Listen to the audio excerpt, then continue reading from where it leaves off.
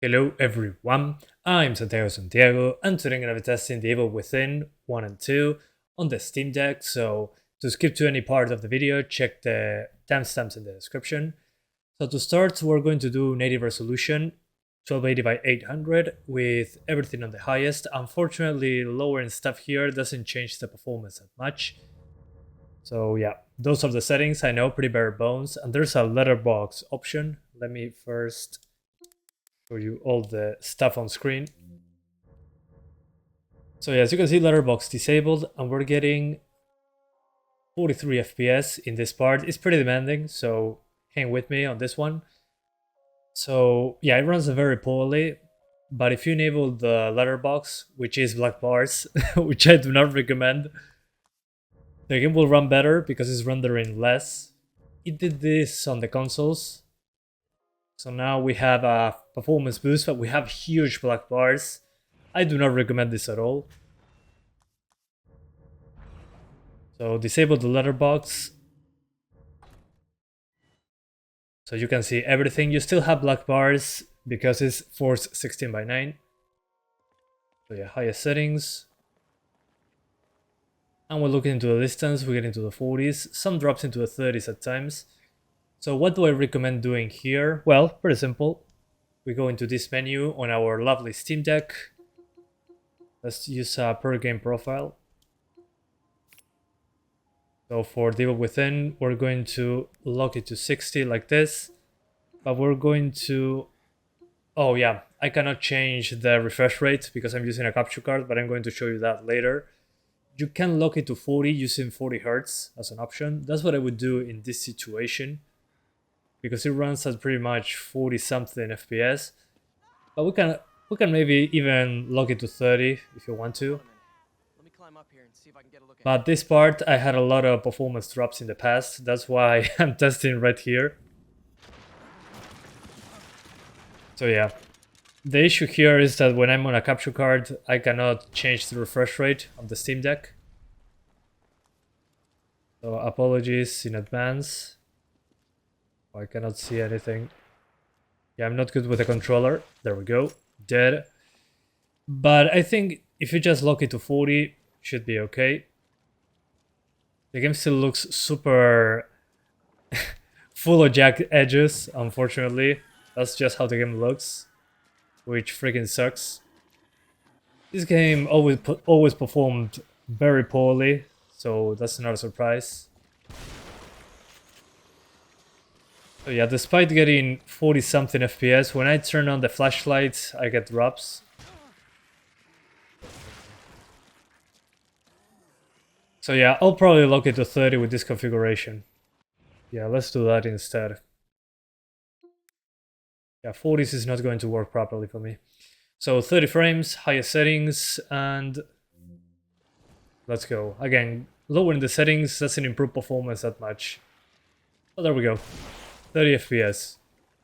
So if you want to use the native Steam Deck resolution, you gotta do 30 frames. Although, again, you can lower the resolution targeting a higher frame rate. On the Steam Deck screen looks great, but there's a lot of jaggies. So that sucks. But hey, what can you do? Okay guys, so after tinkering a little bit, there's no way to get 60s on this game. As you can see, even at 540p, 540, no, 480p, we're still getting drops. So I'm going to show you one way by doing a little bit of tweaking. So this is a native resolution, 1280 by 800. We can use FSR by selecting a lower resolution. It goes with FSR on its own. We're going to do 960 by 600. This still looks good on the Steam Deck screen. We're going to disable the reflections. There's a lot of them here. And I'm going to lower the shadows a little bit. And this I'm going to keep it on FXAA. And this should give us 60, but if it doesn't, well, we just stay with 30 frames in the end.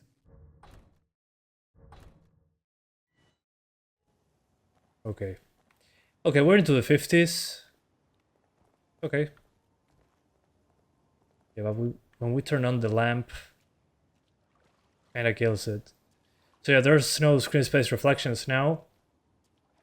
but you get a smoother frame rate. I'll probably lock it to 45 when I'm playing in without the capture card. You can change the refresh rate.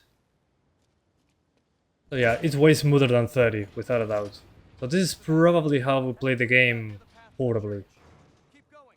With FSR with 1 or 0 sharpness. And that will be it. Yeah, definitely. 45 or 50 FPS lock. And some textures take a long time to load for some reason.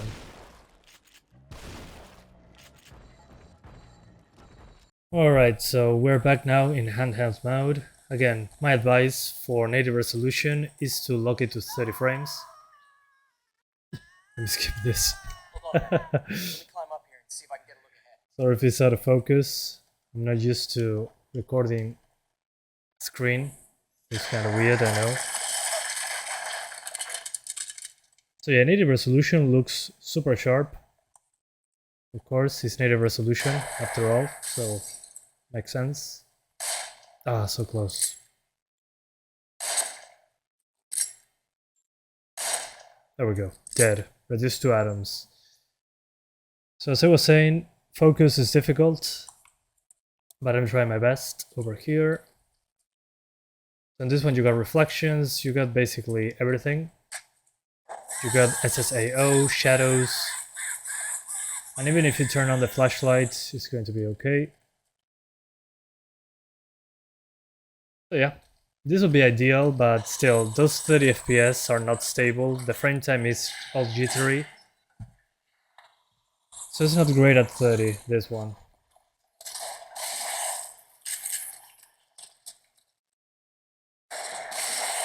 So yeah. Let's very quickly try the lower resolution, so you can see. Targeting a higher FPS target.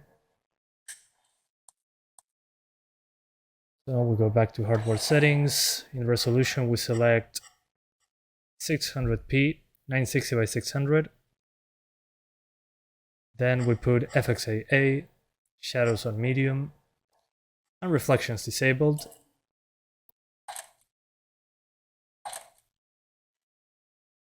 And this enables FSR as well. And we can lock the frame rate to 50 instead of 60. So refresh rate of 50, frame rate limit of 50. And it's much smoother. And while it's not the same as native, nowhere close, it still looks okay on this screen. And it's way more responsive, without a doubt. Highly recommend this if it's an option over the 30 FPS native resolution mode. You can also tinker the sharpness of the FSR. On this one I think 1 is good enough. More than that just looks over sharpened, in this game at least. So yeah. Let's keep going. Wish me luck. But this is the way that we play the game actually.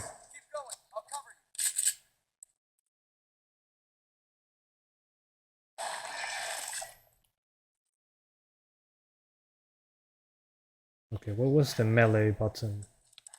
That's not the one.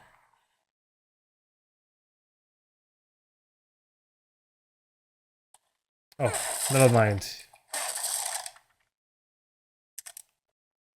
It's the same as shooting while you're not aiming your gun. Or have your gun in your hands. Yeah, this is definitely the way I would play it.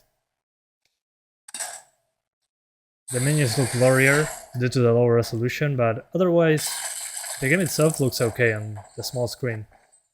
And you get 50s instead of 30s, which in this game is night and day. I don't know why 30 in this game is so terrible. So yeah, keep that in mind.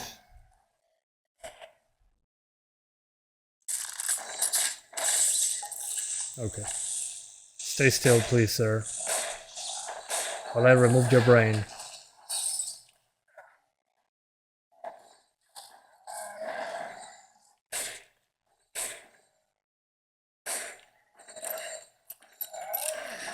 Oh, that was a close one.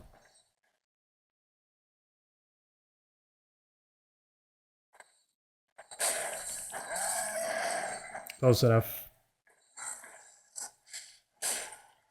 Sorry, I was looking at the recording.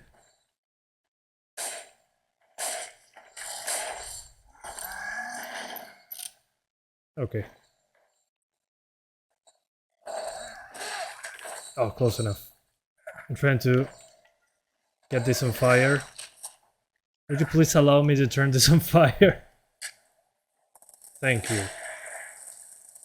Oh, still alive. Jesus. That's okay. It was just to show you guys performance, so there we go. Let's jump into the Evil Within 2, shall we? Alright guys, so now the Evil Within 2, another one that is not famous because of the performance. Quite the opposite, it's famous because of the bad performance. So native resolution on this one, there's more options luckily, so let's go see those. LOD disabled, bloom enabled. A little bit of object motion blur because it's a tiny screen, it helps, at least for me. Medium motion blur quality, low depth of field quality because it affects performance. SSAO, SSR on medium, same with volumetrics, shadows. And for the anti-aliasing we got TAA plus FXAA. Let me enable the metrics so you guys can see. So native resolution. And again, this game doesn't fully utilize the GPU. Even on my computers this happens, so it's just a game that wants to run like this. So in the open areas, it's basically into the 30s. But this is on native resolution, so at least in my opinion for the Steam Deck is pretty good, considering it's a portable machine. So yeah, I'm going to recommend something very quickly. Lock it to 30. This situation. There's no 40 FPS grace on this one. So yeah, lock it to 30. And it's basically medium settings. So yeah, let me run away. Come on, come right here. I'm waiting for you.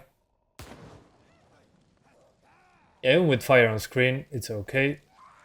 And I have gyro controls on. That's why I can aim like this. I'm using the Steam Deck itself. So yeah, as you can see, 30 frames. Pretty stable. Usually, I'm going to do a very quick stress test for this one, which is using the flamethrower. I finished the game multiple times, that's why I have that weapon. But as you can see, the frame times are better than on the Evil Within 1, which is great. I forgot how to change. There we go. Flamethrower. So we have it ready for many effects to show up. And there's some enemies in this truck, so we're going to take advantage. Let's run away. Run away. Thank you. And with a lot of fire on screen, it drops into the mid-20s. But again, this gun, you get it when you finish the game and complete certain things. So yeah, this is a stress test, in a way. They're not supposed to have this in this area of the game. So yeah, basically 30 frames, sun drops into the mid-20s when 5 enemies are on fire at once, which is not common at all. So this will be my recommended configuration. And 6 FPS is basically impossible, let me show you. So we're going for the same resolution as on the Evil Within 1, 600p, which again in this portable machine looks okay in this screen. And we're going to lower everything to the minimum. So we disable everything. No reflections, no nothing. Let's keep anti-aliasing. In this game, it's absolutely necessary. So yeah, now as you can see on the lowest settings, with 600p, we're barely over 40. And the game looks significantly worse. So yeah, don't bother. Just lock it to 30 at 800p with medium-ish settings, and you should be good to go. It looks so much worse like this. You can barely tell what's in the distance, so at least for this game, just stay away from trying to get 40s. Just focus on native resolution. Sharpening to this game does it no favors at this low resolution, so yeah. On this one, just play at 30. Let me show you on the Steam Deck screen now. Okay guys, so now we are onto the Steam Deck itself. Again, now we're on native resolution. 800p. And we're using basically medium settings. Only thing on low is depth of field quality, which really hits performance. And we're going to lock it to 30 frames, as you can see. And here we go. Yeah, looks super sharp. You probably are not going to notice this by looking at the video, but I wanted to show you that it was actually possible to look at it. Let me focus. There we go. That's much better. Now you should be able to see what I'm seeing. I don't know why. Sometimes it just doesn't want to stick to 30. You gotta enable it again. So yeah, looks great on native resolution, without a doubt. And you gotta play it at 30, but this is basically how the consoles run it, how the PlayStation 4 and Xbox One run it. They run it at a higher resolution, but it's 30 frames with medium settings, medium to high. So yeah, portable, incredible for this to be portable. I cannot believe this. It used to be impossible. So yeah, it's kind of nuts. Let me see if I can... There we go. And as I told you before, I have gyro controls, so when I aim, I can move the Steam Deck around. And I get gyro controls. Without any developer... any developer thing, it's all on the Steam Deck's controls. You can enable or disable it if you don't like it. So yeah.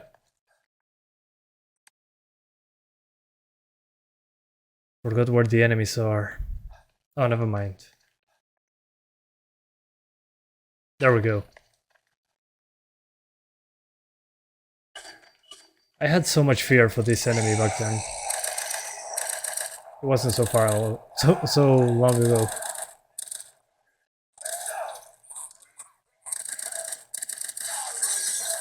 Okay, that's perfect timing. Thank you, enemy. So yeah, personally, I like this one more than Devil Within 1. Personal preference, of course. It's more polished. That scared the crap out of me. I forgot this monster was a thing. So as you can see, even with effects on screen, we're into the 30s. Still alive.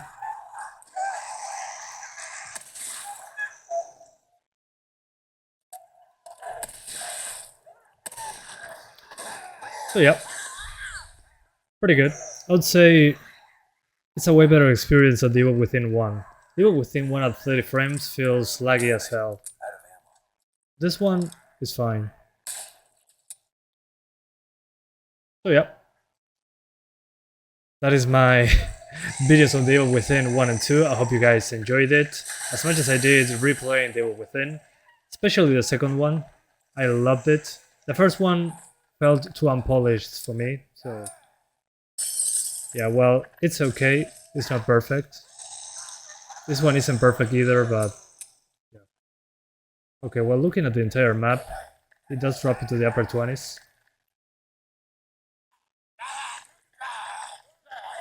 Oh yeah, there's many enemies. I have grass. My flashlight is on. Not sure if I can turn it off. But hey. There we go. So yeah, overall 30 FPS. I hope you guys enjoyed, and I'll see you next time.